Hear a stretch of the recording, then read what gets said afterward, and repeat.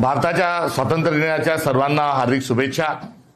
स्वातंत्र्य ही वैश्विक संकल्पना आहे आणि या वैश्विक संकल्पनेच्या सोबत भारताची जी उज्ज्वल परंपरा आहे, जे भारताची जी गरिमा आहे, जो वारसा आहे, तो त्यामध्ये मिसळल्यानंतर समता, बंधुता, सामाजिक न्याय, स्त्री पुरुष समानता सर्वांना सोबत घेऊन जाण्याची, सर्व भाषांना, जातींना, धर्मांना सोबत घेऊन जाण्याची सेक्युलरिझमची भूमिका, या सर्व स्वातंत्र्य संग्रामातील हे मूल्य आहेत आणि या मूल्यांच्याच अनुषंगाने लढा उभा राहिला आणि त्या लढ्यामुळेच आपल्या देशाला स्वातंत्र्य मिळालं। आज या सर्व राष्ट्रीय आणि बलिदान दिलेल्या लोकांच्या सर्व योगदानाच्या अनुषंगाने ही या सर्व ज्या मूलभूत स्वरूपाच्या ज्या बाबी आहेत, ज्या फंडामेंटल इंडियाच्या ज्या पायात ज्या गोष्टी आहेत, त्या गोष्टींचं स्मरण या दिवसाच्या निमित्ताने करू आणि या सर्व परंपरा पुढे घेऊन जाण्याचा संकल्प करण्याचा दिवस म्हणजे आजचा 15 ऑगस्ट आहे असं म्हणणं हे उचित ठरेल।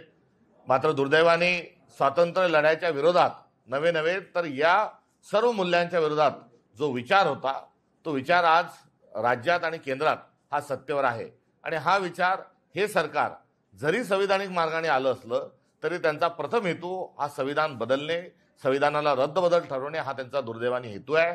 हा हेतू साध्य होणार नाही।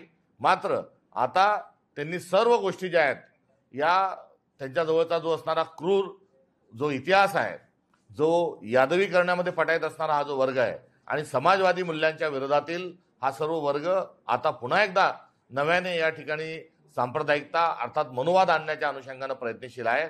यांचे सर्व प्रयत्न आम्ही हाणून पाडू आणि भारतातले तमाम नागरिक या दुसऱ्या स्वातंत्र्य संग्रामाला कुठे ना कुठे त्यांनी रणशिंग ही फुंकल्या गेलेली आहे। येणाऱ्या वर्षभरात एक फार मोठा दुसऱ्या क्रांतीची अनुभूती आपल्याला आल्याशिवाय ही राहणार नाही।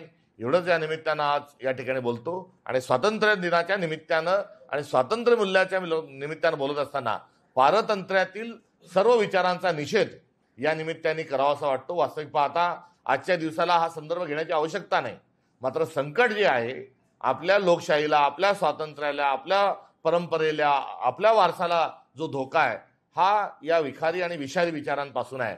मी त्याचा निषेध करतो आणि स्वातंत्र्य लढाईच्या मंथनातून निर्माण झालेला अमृत कलश म्हणजे दुसरं तिसरं काही नसून भारताचं संविधान आहे।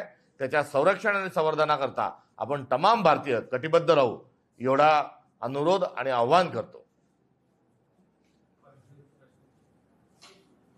स्वातंत्र्य दिनाच्या निमित्ताने आता मांसाहाराचा वाद नव्याने निर्माण केला आहे। हा अत्यंत हास्यास्पद अशा स्वरूपाचा एक फतवा हा सरकारने काढलेला आहे आणि या फतव्याचा काहीही उपयोग होणार नाही। उद्या चालून कोणी श्वास घ्यावा, कोणी घेऊ नये, कोणी जेवावे, कोणी जेवू नये, असाही निर्णय ते त्या ठिकाणी घेतील। आपला या मागचा जो मुद्दा आहे तो आपण समजून घेतला पाहिजे। वन नेशन वन इलेक्शनच नाही तर वन नेशन वन लीडर आणि एकाच सारखी विचारसरणी सगळ्यांची असावी करिता हे असे हास्यास्पद फतवे जे आहेत हे एकामागे एक आणल्या जात आहेत। पुढे चालून एका देशामध्ये एकच वाहिनी, एकच चॅनल राहावे, कोणीच राहू नये, अशा देखील पाबंद्या पुढच्या काळात ह्या येऊ शकतात। नवे तर आणण्याचं त्यांचं नियोजन आहे। त्यामुळे हा निर्णय हा हास्यास्पद आहे। याच्या धज्ज्या कशा उडतील, याला लोक कसं ठोकरतील, हे आज आपल्याला ठिकठिकाणी बघायला मिळेल।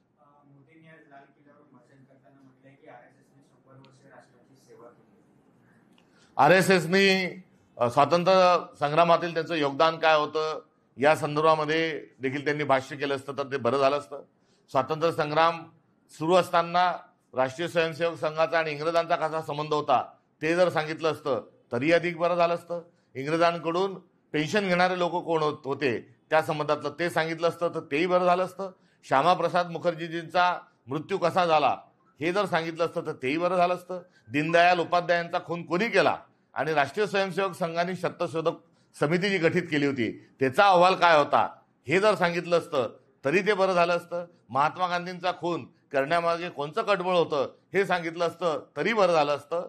त्यामुळे उंगली काट के शहीदों में भी गिनती नाही तर देशाच्या स्वातंत्र्य संग्रामात कवडीचाही संबंध नसणारा जे संघटन आहे त्याला लाल किल्ल्यावरून जर सांगितलं जात असेल तर हे हास्यास्पद आहे।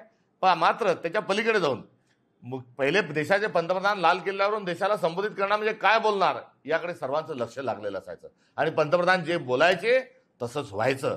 मात्र गेल्या 11 वर्षापासून पंतप्रधान त्या ठिकाणी खोटं बोलतात हेच त्या निमित्ताने सिद्ध झालेलं आहे. आणि ते सतत 10 वर्ष खोटं बोललेले असताना त्यातलं एकही आश्वासन त्यांनी पूर्ण केलेलं नसताना आज जर त्यांनी स्वयंसेवक संघाची जर तारीफ केली तर अर्थात ती पण खोटीच असेल असं म्हणायला काही हरकत नाही. 103 मिनिटांचं भाषण झालं खरं तर यामध्ये कुठेही ट्रम्प यांचं नाव घेतलं नाही, प्रत्यक्ष त्यांच्यावरती टीका करण्यात आली. त्यांनी 140 कोटी देशाचे पंतप्रधान आहे, आमचे पण पंतप्रधान आहे, त्यांनी हिंमत दाखवावी आणि ट्रम्पला जो काय इशारा द्यायचा तो थेट द्यावा. आणि ट्रम्पची दादागिरी आम्ही खपून घेणार नाही हे आपल्या देशाच्या पंतप्रधानांनी डंकेची चोटवर सांगितलं पाहिजे. मात्र आपले नरेंद्र हे का सिलेंडर वारंवार होतात हे कळायला काही मार्ग नाही.